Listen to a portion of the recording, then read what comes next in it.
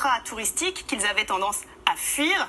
C'est vrai, forcément, on aimerait tous visiter Paris sans avoir à monter dans un tour opérateur ou alors en évitant les bateaux-mouches avec 500 personnes à bord.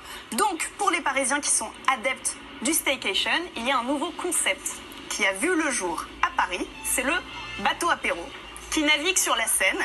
C'est un mélange entre un bateau-mouche et un bar pour attirer les Parisiens.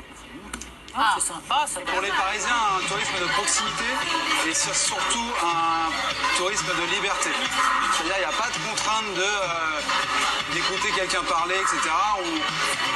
Finalement, c'est presque la ville qui nous parle en nous montrant tous ces monuments et cette architecture qui est magnifique. Pas besoin de guide, il n'y a que des Parisiens dans le bateau, donc c'est parfait. On leur a demandé de nous faire la visite. Vous connaissez bien Paris, donc? Oui. Vous nous faites un petit tour? Je suis pas sûre d'être capable de faire. Bah, par exemple, alors là, qu'est-ce qu'on voit? Je sais pas. C'est une gare? Je sais pas. Il me semble que c'est le Grand Palais. Ah, c'est le Grand Palais. Je ne sais plus où on est. On a dépassé la Tour Eiffel, ça c'est sûr. Il me semble qu'on a dépassé l'Assemblée nationale. Ah, et alors après?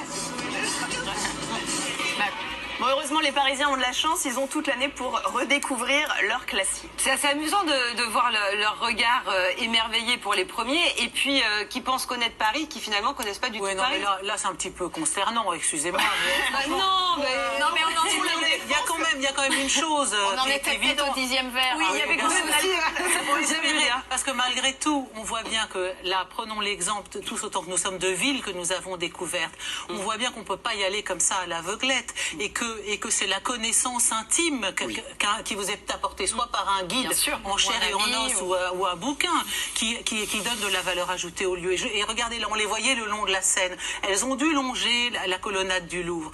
La colonnade du Louvre, où vous racontez Perrault, à quelle époque ça a été bâti, etc. Où vous savez que quand le petit Louis XIII était enfant, son père Henri IV, son parrain plus exactement, lui a offert un chameau. Et quand la grande galerie sur le bord du Louvre, qui longe la Seine, qui fait 450 mètres de long, était en travaux, eh bien Louis XIII, il faisait courir son chameau et il y jouait avec ses petits camarades. Et moi, quand je prends un bateau-mouche, eh ben j'imagine en effet un chameau dans la grande galerie. Et c'est évidemment, il faut compter sur l'amour que les gens ont d'un endroit qu'ils aiment. Je veux dire, il faut visiter le Mont-Saint-Michel avec un habitant du Mont-Saint-Michel et Paris avec un Parisien. Moi, je trouve que contrairement à ce que vous dites, je suis frappée par la multiplication du champ du possible dans l'ordre de la visite, les applications, les trucs à vélo, les gens qui se baladent en deux doches avec un béret.